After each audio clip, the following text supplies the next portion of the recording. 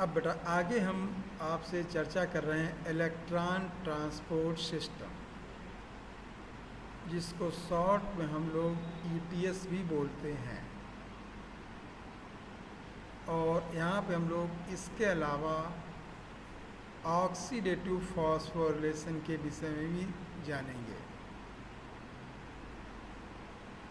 बेटा जो respiratory process में जैसे कि ग्लाइकोलिसिस और क्रेब्स साइकिल में जो एनर्जी स्टोर्ड मॉलिक्यूल जैसे NADH+ और FADH2 बने हैं, उनसे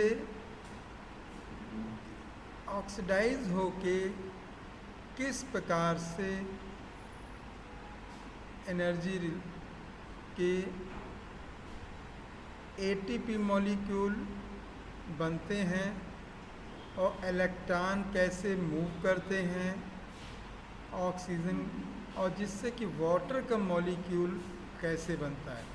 इन सभी मेटाबॉलिक प्रोसेस को स्टडी करने के लिए हम ETS का उपयोग करते हैं। ये सारी जानकारी हमको इलेक्ट्रॉन ट्रांसपोर्ट सिस्टम जो कि माइटोकॉन्ड्रिया की इनर मेम्ब्रेन पे चलती है, ये प्रोसेस। इलेक्ट्रॉन NADH से जो इलेक्ट्रॉन उत्पन्न हुए वो माइटोकॉन्ड्रियल मैट्रिक्स में, जो कि सिट्रिक एसिड साइकिल में बने थे, ऑक्सीडाइज करने के लिए NAD डिहाइड्रोनेस कॉम्प्लेक्स और इलेक्ट्रॉन का ट्रांसफ़र जो होता है यूबिक्विनोन, इसको कोएंजाइम Q भी कहते हैं। यूबिक्विनोन या कोएंजाइम Q भी कहते हैं बच्चों।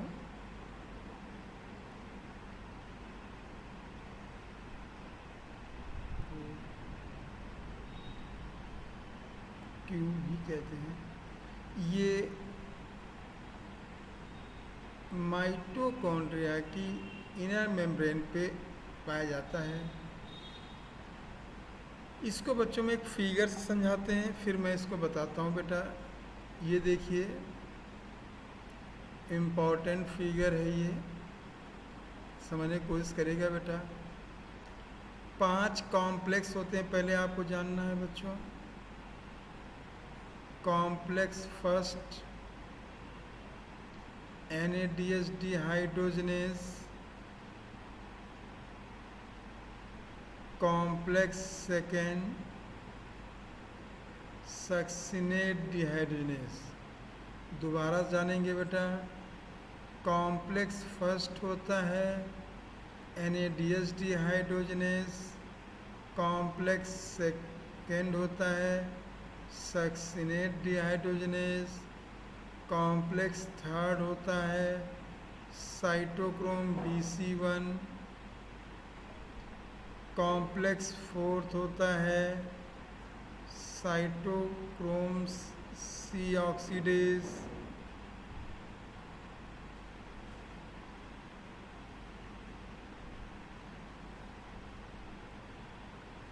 साइटोक्रोम C ऑक्सीडेज, और कॉम्प्लेक्स फिफ्थ होता है F0F1 कॉम्प्लेक्स। यहाँ पे बेटा ये जो है ये कॉम्प्लेक्स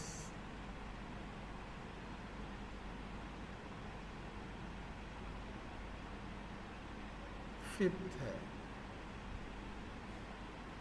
तो एक complex NADH dehydrogenase succinate T hydrogenase second complex, cytochrome BC1 third complex,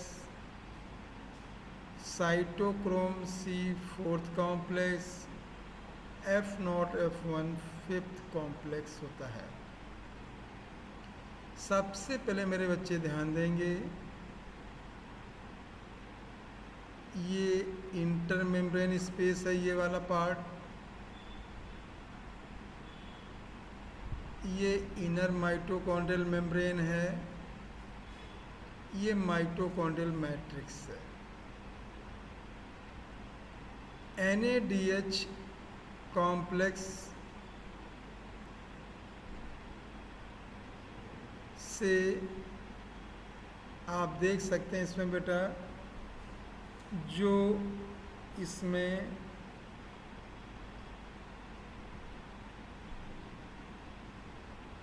NADH है, इससे हाइड्रोजन को ये इंटरमेम्ब्रेन स्पेस में भेजेगा और इसका इलेक्ट्रॉन कैरियर FMN, जिनको हम फ्लेविन मोनोन्यूक्लियोटाइड और आयरन सल्फर कॉम्प्लेक्स, ये इलेक्ट्रॉन कैरियर हो गया। आपसे पूछा जाएगा कि कॉम्प्लेक्स फर्स्ट में इलेक्ट्रॉन कैरियर कौन हो गए, तो FMN और आयरन सल्फर। यहाँ से इलेक्ट्रॉन इस कॉम्प्लेक्स से UV क्विनोन में आता है। आप देख सकते हैं इलेक्ट्रॉन UV क्विनोन में आ रहा है। यहाँ से ये UV क्विनोन जो माइटोकॉन्ड्रियल की इनर मेम्ब्रेन में है, UV क्विनोन H2 के द्वारा बेटा कॉम्प्लेक्स थर्ड में पहुँचता है। ये पॉइंट याद रखना बेटा, कॉम्प्लेक्स फर्स्ट से जो इलेक्ट्रॉन हैं वो electron carrier FMN, iron sulphur, इन दोनों से बेटा UV क्विनोन के द्वारा ये कॉम्प्लेक्स थर्ड में पहुंचता है। कॉम्प्लेक्स थर्ड में ये देखिए इलेक्ट्रॉन UV क्विनोन और ये इलेक्ट्रॉन को साइटोक्रोम B और C1, ये B है और ये C1, इनका बीच का इलेक्ट्रॉन कैरियर आयरन सल्फर है, को ये देता है इलेक्ट्रॉन को साइटोक्रोम C में। ध्यान से समझने की कोशिश करेंगे बच्चों। और प्रोटॉन को ये मूव करा के भेज देता है बेटा इंटरमेम्ब्रेन स्पेस में। इंटरमेम्ब्रेन स्पेस में भेज देता है बेटा। आप देख सकते हैं कि फिर यहाँ से इलेक्ट्रॉन एक मोबाइल कैरियर, जो मोबाइल कैरियर है ये साइटोक्रोम C है और ये कॉम्प्लेक्स थर्ड और फोर्थ के बीच में पाया जा रहा है। ध्यान दीजिएगा बेटा, यहाँ से ये इलेक्ट्रॉन जो है मोबाइल कैरियर द्वारा कॉम्प्लेक्स फोर्थ में गया। कॉम्प्लेक्स फोर्थ में ये साइटोक्रोम A, जिसमें के इलेक्ट्रॉन को एक्सेप्ट करने वाला कॉपर है, यहाँ से इलेक्ट्रॉन साइटोक्रोम A से साइटोक्रोम A3 में गया। ये A3 है बेटा और कॉपर है यहाँ। और इस कॉम्प्लेक्स में जो हाइड्रोजन आयन हैं, इनसे ये इलेक्ट्रॉन और वाटर नेसेंट है, ये मिल के इलेक्ट्रॉन एक्सेप्टर ऑक्सीजन की तरह काम करेगा। यहाँ पे वाटर का फॉर्मेशन करता है और ये दो प्रोटॉन को ये भी मैट्रिक्स इंटरमेम्ब्रेन मैट्रिक्स से इंटरमेम्ब्रेन स्पेस में भेजता है। अब आप देखेंगे बेटा, तो आप एक बात गौर से देखिए, यहाँ पे इलेक्ट्रॉन का मूवमेंट से कॉम्प्लेक्स फर्स्ट से क्यूबिक्विनोन के द्वारा थर्ड में आया, थर्ड से BC1 के द्वारा मोबाइल कैरियर साइटोक्रोम सी में आया, फिर यहाँ पे बेटा कॉम्प्लेक्स फोर्थ में साइटोक्रोम A3 के द्वारा ये ऑक्सीजन से मिलकर वाटर का निर्माण करता है, और ये 2 प्रोटॉन को बेटा इंटरमेम्ब्रेन स्पेस में भेजता है। ये प्रोटॉन कॉम्प्लेक्स फिफ्थ जो कि F0 F1 है, F0 F1 में ATP सिंथेटेज पाया जाता है, खासकर F1 में। ये F0 F1 फॉस्फेट को ADP से मिला के ATP का फॉर्मेशन करते हैं बेटा। ये आप गौर करिए बेटा, ये बात विशेष ध्यान रखना है बेटा। कॉम्प्लेक्स फर्स्ट प्रोटॉन का मैट्रिक्स से इंटरमेम्ब्रेन स्पेस में ट्रांसफ़र करता है, कॉम्प्लेक्स थर्ड मैट्रिक्स से इंटरमेम्ब्रेन स्पेस में ट्रांसफ़र करता है, कॉम्प्लेक्स 4 2 हाइड्रोजन आयन को बेटा मतलब फर्स्ट थर्ड फोर्थ मैट्रिक्स से इंटरमेम्ब्रेन स्पेस में ट्रांसफ़र करता है। लेकिन कॉम्प्लेक्स फिफ्थ जो है ये इंटरमेम्ब्रेन स्पेस से प्रोटॉन को बेटा मैट्रिक्स में ट्रांसफ़र करता है, और इसके द्वारा यहाँ पे ATP का फॉर्मेशन होता है। आप गौर करें बच्चों, तो यहाँ पे आप देख सकते हैं ऑक्सीजन 2 है बेटा, वो एक हाइड्रोजन और electron acceptor last final hydrogen acceptor की तरह काम कर रहा हाइड्रोजन, और यहाँ पे इलेक्ट्रॉन के मूवमेंट के कारण वाटर का फॉर्मेशन हो रहा है। लेकिन प्रोटॉन के मूवमेंट के कारण यहाँ पे ATP का फॉर्मेशन हो रहा है, और ये जो हो रहा है कॉम्प्लेक्स फिफ्थ पे हो रहा है। ये आपको APS ज़रूर अच्छे से समझ में आ गया होगा, मैं उम्मीद कर रहा हूँ। मैंने आपको पूरे पॉइंट बताने की पूरी कोशिश किया है। अब मैं आपको थ्योरी बता रहा हूँ, यहाँ देखिए।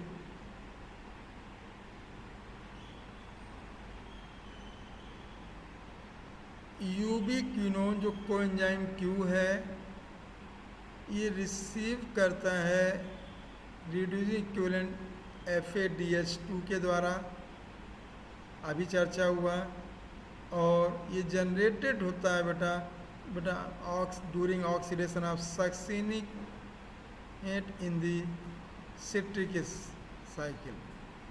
सक्सिनिक एसिड से आपको मैंने बताया था, ये फ्यूमरिक एसिड के बीच में इसका निर्माण होता है। जो रिड्यूस यूबिक्विनोन है, जिसको यूबिक्विनोल कहते हैं, इंपॉर्टेंट है, ये पॉइंट आप याद रखिएगा। ऑक्सीडाइज करके बेटा ये इलेक्ट्रॉन को ट्रांसपोर्ट करके साइटोक्रोम C के द्वारा BC1 में कॉम्प्लेक्स में पहुंचता है, जो कॉम्प्लेक्स थर्ड होता है। कॉम्प्लेक्स जरूर याद रखना आप लोगों को बेटा। साइटोक्रोम C ये small protein attached outer surface जो है इनर मेम्ब्रेन पे पाया जाता है, और इस बेटा ये देखिएगा इम्पॉर्टेंट चीज़ है ये, outer surface of the inner membrane, ये इम्पॉर्टेंट जरूर याद रखिएगा बेटा। ये मोबाइल कैरियर की तरह काम करता है, और ये इलेक्ट्रॉन जो transfer between third and fourth, अभी मैंने आपसे कहा बात किया है। साइटोक्रोम 4 जो है बेटा, ये cytochrome C oxidase complex containing होता है, और इसमें बेटा जो होता है साइटो AA3, और इसमें 2 कॉपर सेंटर होते हैं। ये बहुत इम्पॉर्टेंट चीज़ है कि 2 कॉपर सेंटर किस में होते हैं बेटा, साइटोक्रोम A और A3, और साइटोक्रोम AA3 जो है ये कॉम्प्लेक्स फोर्थ होता है, मैंने अभी आपसे चर्चा किया है।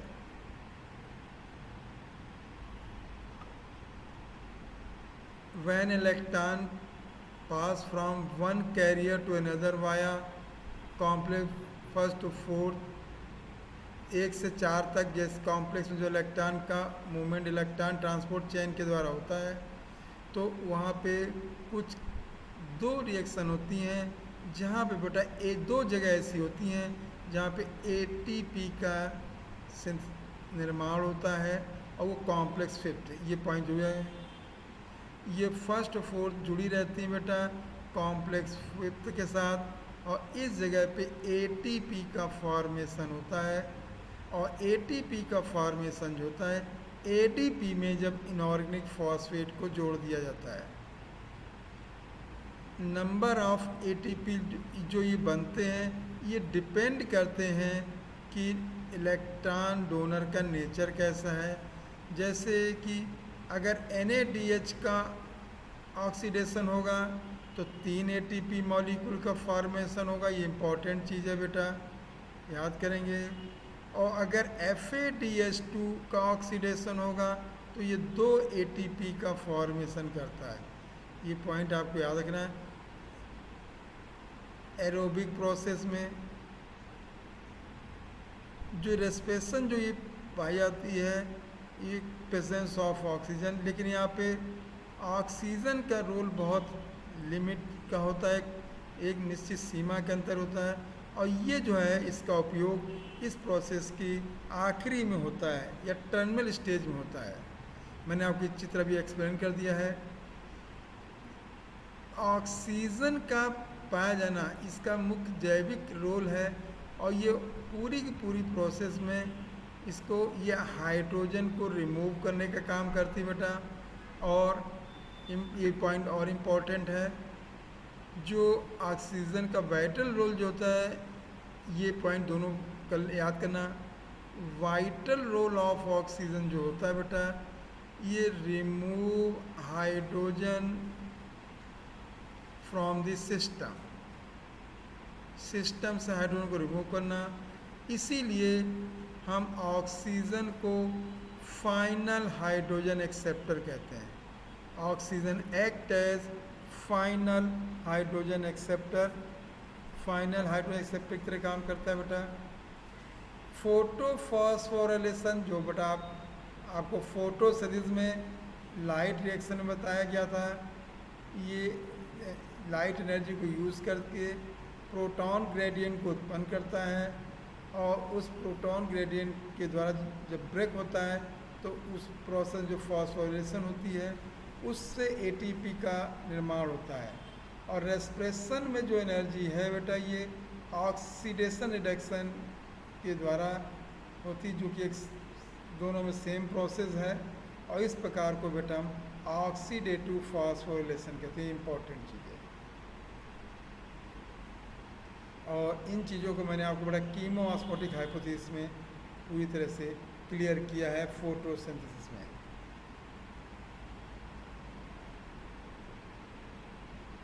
Energy release during the electron transport system, ये यूटिलाइज होती है एटीपी सिंथेसाइज द्वारा, और ये बेटा होता है कॉम्प्लेक्स फिफ्थ। मैंने आपसे चर्चा की, ये इम्पॉर्टेंट है।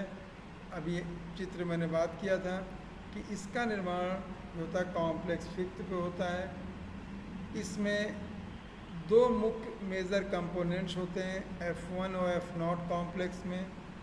F1 हेड पीस जो पेरीफेरल प्रोटीन कॉम्प्लेक्स और एटीपी सिंथेसाइज करने का काम करता है, एडीपी से एटीपी का निर्माण करता है।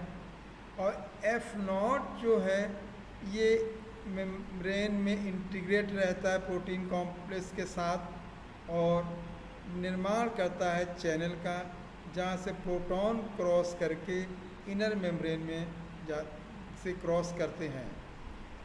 जो ये प्रोटॉन इस चैनल के द्वारा मिलके एक कैटालिटिक साइट F0 F1 में पाया जाता है, जहाँ पे कि एटीपी का निर्माण तो वेरी वेरी इम्पॉर्टेंट है। एटीपी का निर्माण F1 पार्ट में होता है, जहाँ पे एटीपी सिंथेसिस सिंथेटेज पाया जाता है। देख बच्चों ध्यान देना, दो एटीपी है जो दो प्रोटॉन के F0 से पास होने पे बनते हैं। दो प्रोटॉन जो F0 से इंटर मेम्ब्रेन स्पेस में जब पास होगा तो दो एटीपी का निर्माण होता है, और ये इलेक्ट्रोकेमिकल प्रोटॉन ग्रेडियंट की प्रक्रिया होती है। ये इम्पोर्टेंट, इससे अच्छी तरह से आपको समझना है। चित्र बेटा याद कर लीजिएगा। देखिए ये एक प्रकार से कॉम्प्लेक्स फिफ्थ दिखाया है। F0 जो है इनर मेम्ब्रेन में एम्बेडेड है। आप देखिए अभी चर्चा हुआ था, दो प्रोटॉन मूव कर रहे हैं F0 से होते हुए, जिसमें चैनल प्रोटॉन चैनल पाया जाता है। इसमें प्रोटॉन चैनल होता है,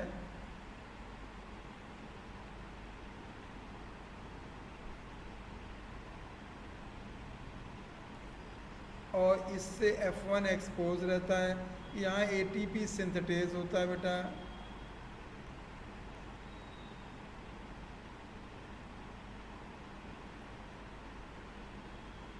और यहाँ पे एटीपी का निर्माण हो रहा है। तो दो प्रोटॉन के मूवमेंट से एक एटीपी का फॉर्मेशन। ये चित्र वेरी वेरी इंपॉर्टेंट है। और ये एटीपी का निर्माण जो हो रहा है मैट्रिक्स साइट पे हो रहा है। ये भी इम्पोर्टेंट, किस साइट पे होता है बेटा? मैट्रिक्स साइट पे हो रहा है।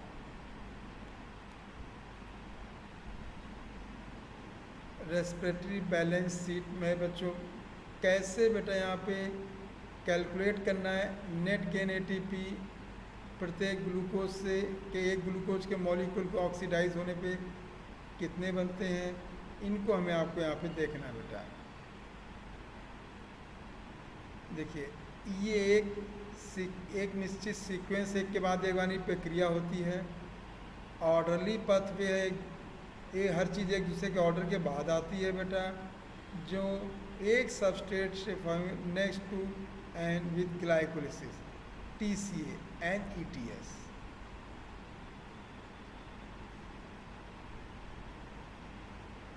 वन आफ्टर अनदर, ग्लाइकोलिसिस, फिर TCA, फिर ETS। NADH सिंथेसाइज होता है ग्लाइकोलिसिस में। ये जो है माइटोकॉन्ड्रिया में जो जाएगा बेटा, तो वहाँ पे इसका ऑक्सीडेटिव फॉस्फोरिलेशन होगा। ये इम्पोर्टेंट चीज़ है, ऑक्सीडेटिव फॉस्फोरिलेशन होता है। ATP इनसे निर्माण होगा आगे। कोई भी इनका इंटरमीडिएट जो पद में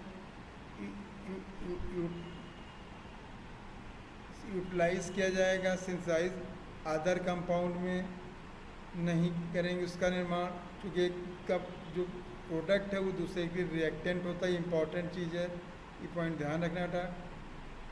एक ग्लूकोज जब रेस्पिरेशन यूज़ किया जाता है, इसका कोई दूसरा अल्टरनेटिव सबस्ट्रेट इंटर इसमें नहीं कर सकता, या कोई एनी इंटरमीडिएट स्टेज से नहीं।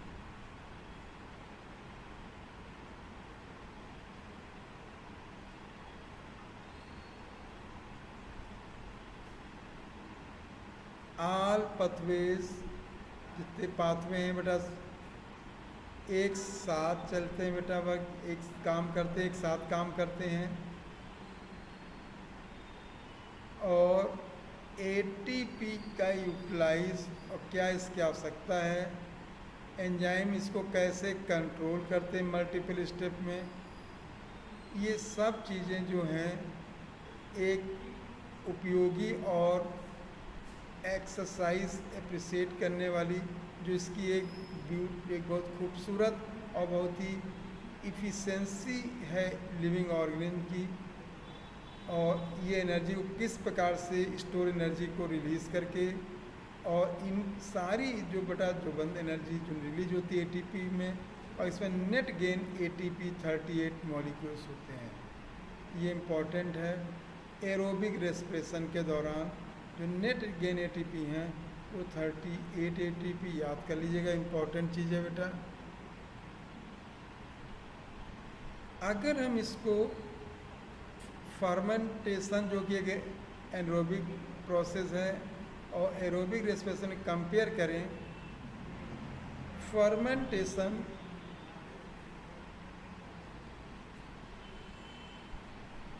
एक partial breakdown of glucose aerobic respiration का है। जो कंपेयर किया जाए तो कंप्लीट ब्रेकडाउन होता है कार्बन डाइऑक्साइड और वाटर में। याद रखिए, पार्शियल ब्रेकडाउन फर्मेंटेशन, पॉइंट याद रखिएगा बेटा। और कंप्लीट ब्रेकडाउन जो है बेटा ये एरोबिक रेस्पिरेशन। फर्मेंटेशन में मैंने आज पीछे चर्चा किया था, नेट गेन एटीपी जो है 2 एटीपी होते हैं, पॉइंट तैयार कर लीजिएगा बेटा। ईच मॉलिक्यूल ग्लूकोडेट पायरुविक एसिड, और इससे कि और अधिक जो एटीपी का फॉर्मेशन होता है एरोबिक कंडीशन में, जैसे कि 38 ATP. NAD oxidize to NAD+, ये स्लो होता फर्मेंटेशन में, धीमी प्रक्रिया से होता है। जबकि एरोबिक रेस्पिरेशन में इसका ऑक्सीडाइज ये जो होता है तीव्र गति से होता है, वे बहुत तीव्र गति से होता है, वेरी वेगरस। ये इंपॉर्टेंट चीज़ आपको याद करनी बेटा।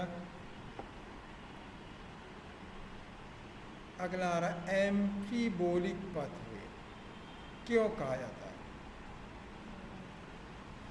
ग्लूकोज एक रेस्पिरेशन का मुख्य सबस्ट्रेट है। सभी कार्बोहाइड्रेट यूजली जो कन्वर्ट होते हैं ग्लूकोज में कन्वर्ट होते हैं, फिर इनका यूज रेस्पिरेशन में किया जाता है। लेकिन कुछ अदर सबस्ट्रेट भी जो हैं रेस्पिरेशन में यूज़ किए जाते हैं, जिनकी की चर्चा अभी हम लोग आगे करेंगे, और वो किस प्रकार से उपयोग किया जाता है रेस्पिरेटरी पाथवे में, ये चीज़ देखना है। फिगर 14.6 देखिए आप लोग बेटा तुरंत।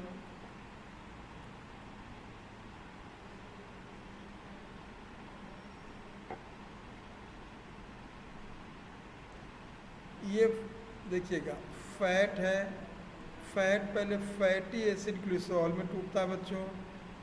ग्लिसरॉल की एंट्री जो है बेटा वो डाई हाइड्रोक्सी एसीटोन फॉस्फेट के द्वारा, फिर बेटा ग्लिसरॉल्डिहाइड 3 फॉस्फेट बनता है, मतलब ढाप चेंज इनटू PgAl। अगर ग्लिसरॉल है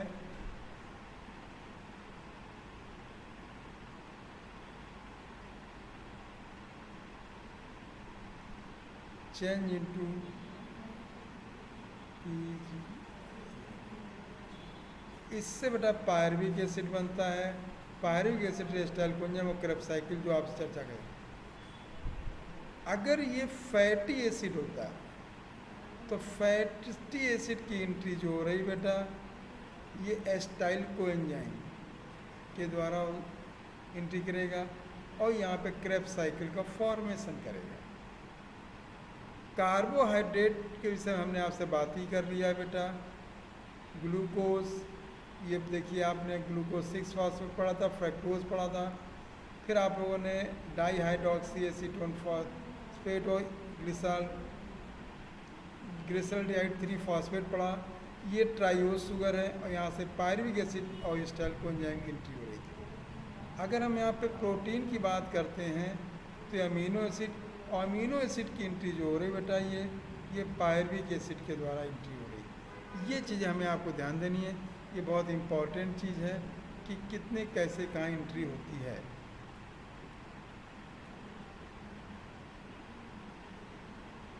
पैटर्न ऑफ डिफरेंट सबस्ट्रेट बेटा अभी आपने देखा किस प्रकार से डिफरेंट सबस्ट्रेट पाथवे में एंटर करते हैं। फैट ब्रेक होके ग्लिसरॉल फैटी एसिड बनता है, बताया मैंने आपको। फर्स्ट फैटी एसिड अगर रेस्पिरेशन यूज़ होगा तो बेटा ये एसिटाइल कोएंजाइम, ये पॉइंट तैयार करिएगा आप लोग। Fatty acid respired first degrade to acetyl coenzyme and enter the pathway. और अगर ग्लिसरॉल है तो इसकी इंटर जो होगा ट्रायोज शुगर होती, जिसको हम सबसे पहले कहूँगा यहाँ पे आप याद करें DHAP, di hydroxy acetone phosphate and converted to PgAl। ये और इम्पॉर्टेंट चीज़ आई बच्चों। प्रोटीन जो है ये डिग्रेड हो जाएगी प्रोटीएसेस के द्वारा, ये एंजाइम होता है प्रोटीएसेस, और ये अमीनो एसिड में ब्रेक हो जाएगा, डीएमिनेशन प्रोसेस कहते हैं बेटा। और इसके बाद ये एंट्री करेगा, कुछ बेटा एंट्री करेगा with in Krebs cycle. Very good, ये पॉइंट बहुत इम्पॉर्टेंट है। और कुछ बेटा पायरुविक एसिड के द्वारा बेटा, और कुछ एस्टाइल कोएंजाइम, ये आपको याद रखना है। अमीनो एसिड की जो एंट्री हो रही है, पायरुविक एसिड, एस्टाइल कोएंजाइम है, और क्रेब्स साइकिल के अंदर पहला स्टेप, दूसरा स्टेप और ये तीसरा स्टेप, तीनों आपको तैयार करना है।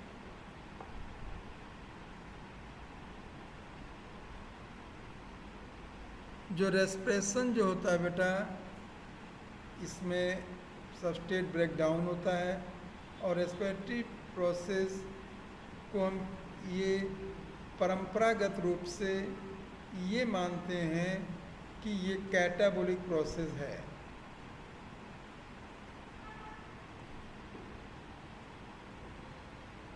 और रेस्पिरेटरी पाथवे है, इसको कैटाबोलिक पाथवे माना जाता था। क्या ये सही है जो अभी हमने ऊपर डिस्कस किया? अगर देखा जाए तो रेस्पिरेटरी पाथवे डिफरेंट सबस्ट्रेट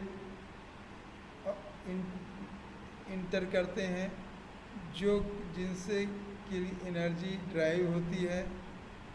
यहाँ पे कुछ इम्पॉर्टेंट कंपाउंड्स हैं जो कि रेस्पिरेटरी पाथवे में बनते हैं बच्चों। और जैसे कि यहाँ पे हम फैटी एसिड, ये ब्रोक डाउन होके बेटा एस्टाइल कोएंजाइम ए इंटर करने से पहले बनाता है रेस्पिरेटरी पाथवे। यहाँ पे बेटा ये यूज़ करते हैं इसको हम रेस्पिरेटरी सबस्ट्रेट के रूप में।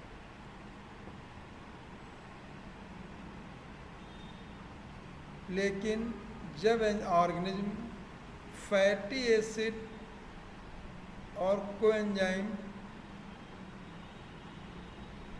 को सिंथेसाइज करता है रेस्पिरेटरी पाथवे में, तो यहाँ पे इस रेस्पिरेटरी पाथवे में एक पूरी पिक्चर इस तरह समझ में आती है कि during break down and synthesis, यहाँ पे ब्रेक डाउन की प्रक्रिया हो रही है,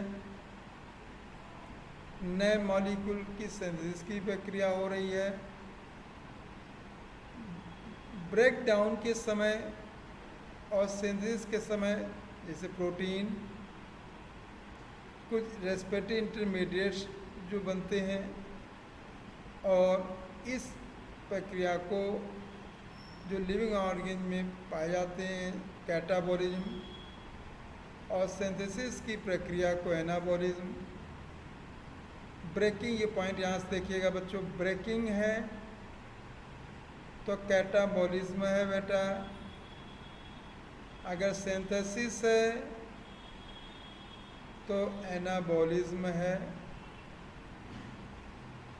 जब दोनों प्रक्रियाओं को, एनाबॉलिज्म और कैटाबॉलिज्म को ध्यान दे की बात की जाती है, तो रेस्पिरेटरी पाथवे को हम एम्फीबोलिक पाथवे कह सकते हैं, अपेक्षाकृत कैटाबोलिक। ये वेरी वेरी इम्पॉर्टेंट, ये मैंने आपको समझाई दिया बेटा। अब बेटा आता है RQ, इसको रेस्पिरेटरी क्वोटेंट कहते हैं बेटा। इससे ये हमको पता लगता है, इसको शॉर्ट में RQ कहा जाता है, RQ।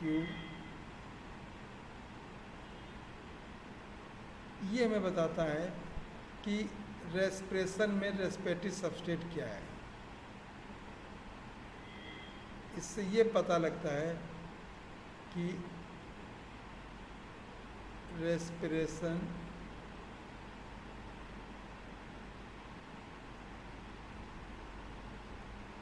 Respiratory substrate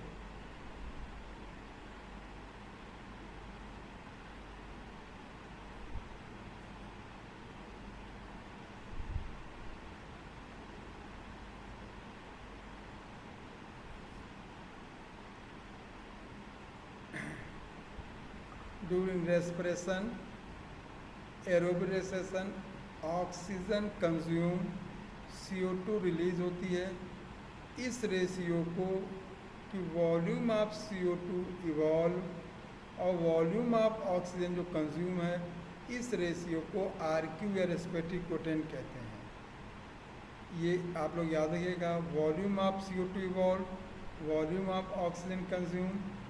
respiratory quotient जो है ये रेस्पिरेटरी सबस्ट्रेट पे डिपेंड करता है ड्यूरिंग रेस्पिरेशन। इम्पॉर्टेंट पॉइंट है बेटा इसको। जब कार्बोहाइड्रेट रेस्पिरेटरी सबस्ट्रेट होता है तो कंप्लीट ऑक्सीडाइज हो जाएगा, तो उसकी RQ की वैल्यू 1 होती, बेटा याद रखना 1 है। चूँकि इसमें इक्वल अमाउंट में कार्बन डाइऑक्साइड और ऑक्सीजन रहता है, मतलब CO2 जितनी रिलीज़ हो रही है उतनी ऑक्सीजन यूज़ हो रही है। Evolve and consume, equal evolve and consume है यहाँ पे। आप देख सकते हैं ग्लूकोज को ब्रेक करने के लिए एरोबिक रिएक्शन 6 CO2 के कंज्यूम हुए, 6 CO2 इवॉल्व हुए, 6 आया तो 1 आया, इसका ऑक्सीजन एनर्जी रिलीज हुई। मतलब कार्बोहाइड्रेट की RQ वैल्यू 1 होती है, ये इंपॉर्टेंट याद करेगा।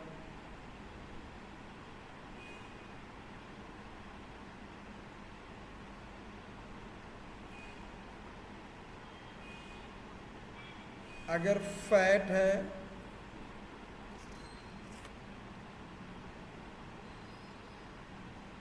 फैट रेस्पिरेशन तो इसकी RQ की वैल्यू लेस देन 1 होती है।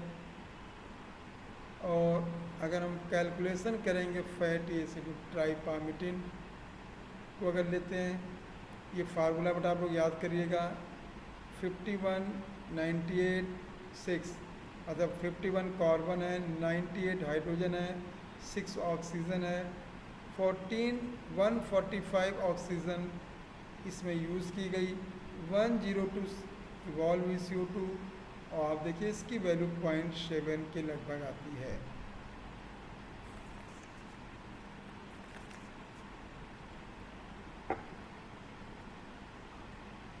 जब प्रोटीन रेस्पिरेटरी सबस्ट्रेट होता है बच्चों, तो ये रेशियो जो है अबाउट 0.9 होता है।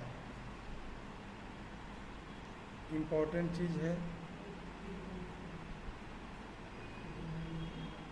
लिविंग ऑर्गेनिज्म में रेस्पिरेटरी सबस्ट्रेट मोर देन 1 होता है, इन जैसे कि organic acid.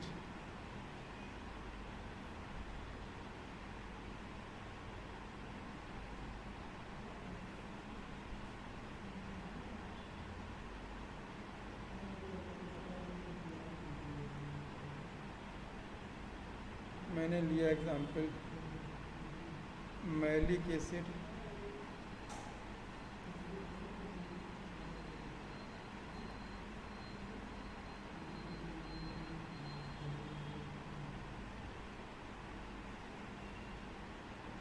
Four CO2 evolve हुए, 3 O2 कंज्यूम हुए, इसकी वैल्यू 1.33 आती है।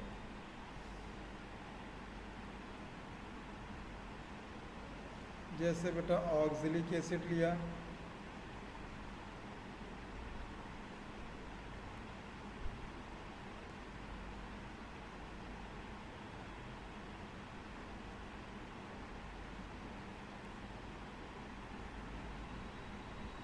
4 CO2 इवॉल्व हुए,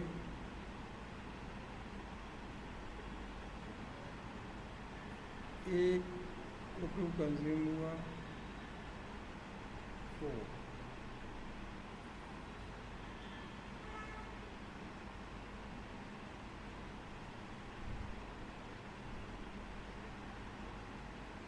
in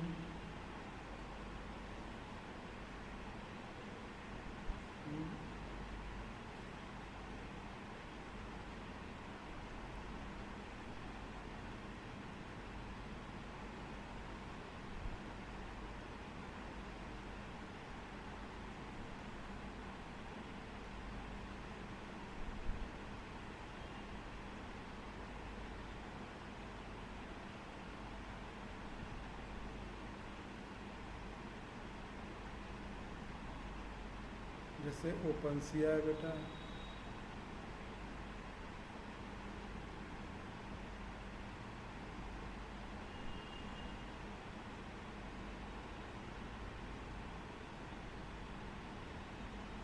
zero CO2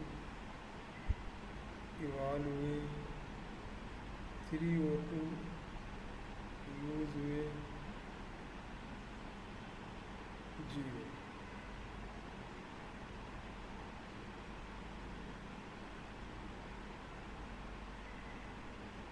anaerobic respiration,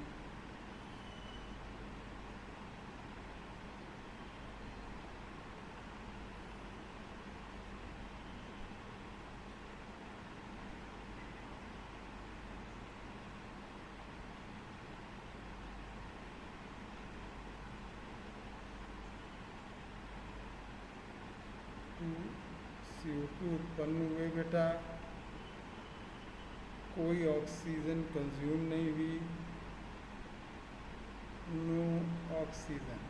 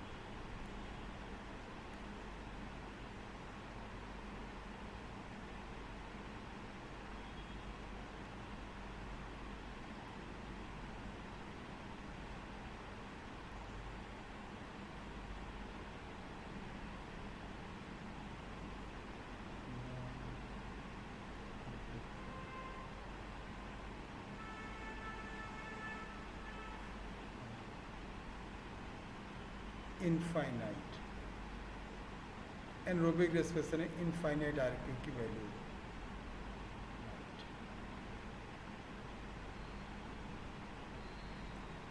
छोड़ दें। प्योर प्रोटीन और फैट का रेस्पिरेटरी सबस्ट्रेट के रूप में उपयोग नहीं होता है, ये सबसे इम्पोर्टेंट। चैप्टर अब आपका फिनिश हो गया। जो आपको प्रॉब्लम है तो आप मेरे से सीधे कांटेक्ट कर सकते हैं कोचिंग में, मैं आपको चीज़ें दोबारा बताऊंगा, और मैं अब अगला chapter mineral nutrition next video में बताऊंगा। ठीक बच्चों, बेटा थैंक यू बेटा, खुश रहो, खूब मेहनत करो।